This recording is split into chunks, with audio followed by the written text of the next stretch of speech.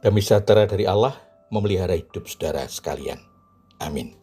Saudaraku, kitab kehidupan mencatat orang-orang yang akan menerima anugerah keselamatan hidup kekal, menjadi penghuni surga. Kapan kitab kehidupan mencatat? Pada waktu kehidupan di dunia. Berarti hidup di dunia ini adalah perjuangan setiap orang untuk memperoleh anugerah itu.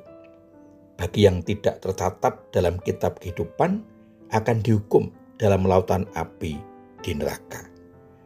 Waduh, berarti tidak tepat kalau orang-orang di dunia memikirkan, membicarakan, dan memperjuangkan hidupnya besok setelah kehidupan di dunia. Dan itu dipikirkan nanti-nanti saja kalau sudah dekat dengan akhir zaman. Saudaraku, sekarang ini kita sudah di zaman akhir menjelang kedatangan Tuhan Yesus yang kedua yang disebut akhir zaman. Justru dalam kehidupan kita di dunia sekarang ini adalah kesempatan untuk berjuang agar tercatat dalam kitab kehidupan. Waduh, sayang ya kalau hal itu tidak menjadi agenda dalam kehidupan di dunia sekarang ini. Apakah masih ada peluang bagi kita untuk mengupayakan itu? Semoga sudah tercatat dalam kitab kehidupan. Amin. Sebenarnya apa syaratnya? Apa yang seharusnya kita lakukan agar tercatat dalam kitab kehidupan? Kalau sudah tercatat, bagaimana untuk menjaga dan mempertahankannya?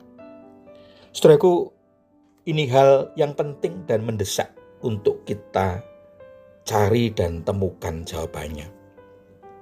Mari, sambil kita menjalani kehidupan sekarang ini yang tidak kalah penting dan mendesak untuk kita perjuangkan, untuk itu mari kita temukan jawabannya melalui renungan ajaran hidup kali ini.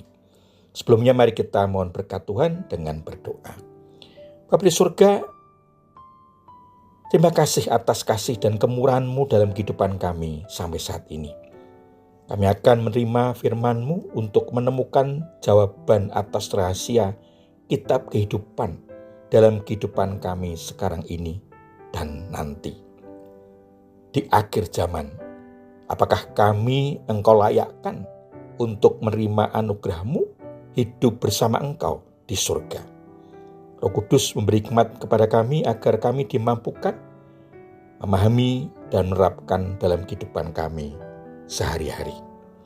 Mohon ampun atas kekurangan dan dosa kami. Di dalam Tuhan Yesus Kristus doa ini kami alaskan. Amin. Saudaraku yang dikasihi Tuhan Yesus Kristus, firman Tuhan yang akan kita dengar dan renungkan bersama dari kitab Wahyu pasal 3 ayat 2 sampai dengan 5 yang tertulis demikian. Bangunlah dan kuatkanlah apa yang masih tersisa, yang sudah hampir mati. Sebab tidak satu pun dari pekerjaanmu aku dapati sempurna di hadapan Allahku. Karena itu ingatlah apa yang telah kuterima dan dengar. Turutilah itu dan bertobatlah. Karena jikalau engkau tidak berjaga-jaga, aku akan datang seperti pencuri dan engkau tidak tahu kapan saatnya aku datang kepadamu. Tetapi di Sardis ada beberapa orang yang tidak mencemarkan pakaiannya. Mereka akan berjalan dengan aku dalam pakaian putih karena mereka layak untuk itu. Siapa yang menang, kepadanya akan dikenakan pakaian putih. Yang demikian aku tidak akan menghapus namanya dari kitab kehidupan, melainkan aku akan mengaku namanya di hadapan Bapakku dan di hadapan para malaikatnya. Demikian firman Tuhan. Saudaraku, bagian firman Tuhan tadi diberi tema tercatat dalam kitab kehidupan. Saudara, Kristus melihat pekerjaan jemaat di Sardis tidak memenuhi syarat. Jemaat yang tersisa masih bisa diperbaiki. Jemaat di Sardis harus kembali ke titik tolak mengingat firman Allah yang pernah mereka terima, dan dengan mendengar serta berpegang kepadanya dan bertobat.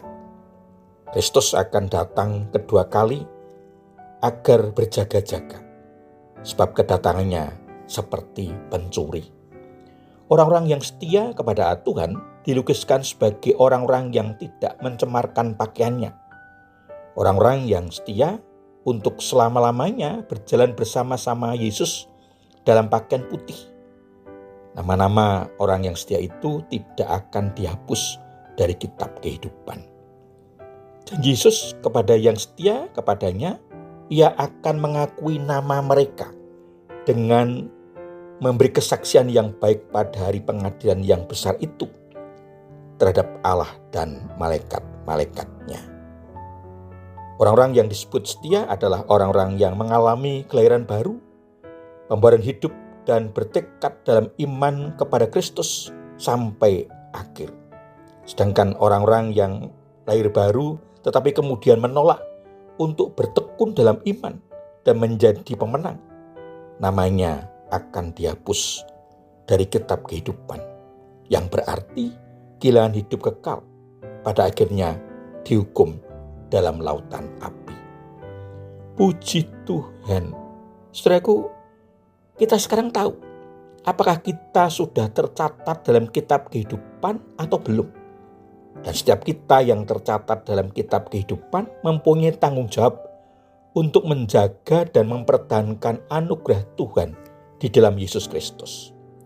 Saudaraku, apa yang harus kita lakukan agar nama kita tetap tercatat dalam kitab kehidupan sampai Tuhan Yesus datang yang kedua kalinya? Yang pertama, percaya kepada Tuhan Yesus sebagai juru selamat dalam kehidupan kita dan hidup dalam pembaruan. Artinya meninggalkan kehidupan lama yang berorientasi pada nafsu kedagingan, menjadi hidup dalam kebenaran Tuhan, mendasar pada firman Tuhan. Yang kedua, tetap setia beriman kepada Tuhan Yesus Kristus di tengah kehidupan dunia yang penuh godaan, cobaan, tawaran-tawaran yang menggiurkan, yang bisa menggoyahkan iman, dan terus berjuang melawan segala keinginan dosa sehingga menjadi pemenang dalam kehidupan. Tuhan Yesus memberkati. Amin. Mari kita menaikkan syukur kepada Tuhan di dalam doa. Bapa, terima kasih firman-Mu menjawab pergumulan kami, agar kami tercatat dalam kitab kehidupan. Tuhan, tolong kami agar kami tetap bisa bertahan sampai saatnya Engkau datang yang kedua kalinya. Mohon ampun atas kesalahan dan dosa kami. Di dalam nama Tuhan Yesus Kristus, doa ini kami alaskan. Amin. Saudaraku, demikian renungan ajaran hidup. Sampai bertemu dalam renungan selanjutnya. Anugerah dan damai sejahtera dari Allah Bapa dan Tuhan Yesus Kristus, pimpinan dan penyertaan Roh Kudus memberkati saudara sekalian. Amin.